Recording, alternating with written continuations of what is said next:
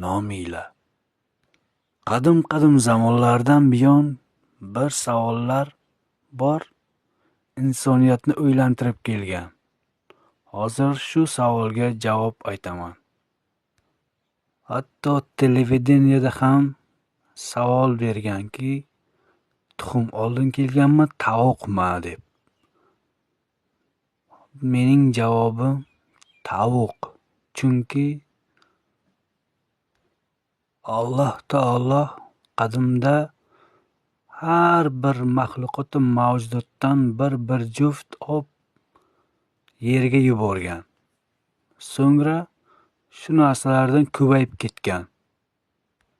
Yuborgan deganimiz sal yolg'onday bo'ldi, yaratib shu yerni o'ziga paydo qilgan.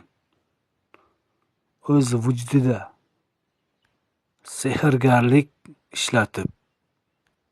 Butun dunyoga nazar solsangiz, birgina parrandalar yo tovuqlar tuxum qo'ymaydi.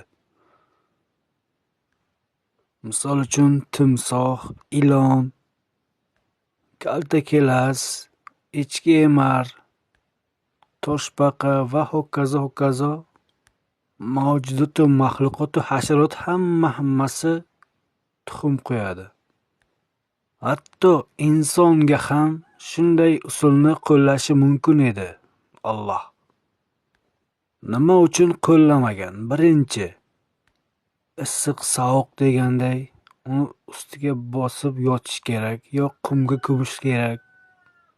Undan tashqari inson zoti nozik bo'ladi. Uni hamma narsa yeb ketadi. Undan tashqari har xil vitaminlardan oziqlanishi kerak bo'lgan, uni faqat katta tuxumga joylashi kerak bo'lgan. Uni keyin inson tug'olmay, ayollar tug'olmay, hatto o'lib ketishi ham mumkin bo'ladi. Undan tashqari har kuni bitta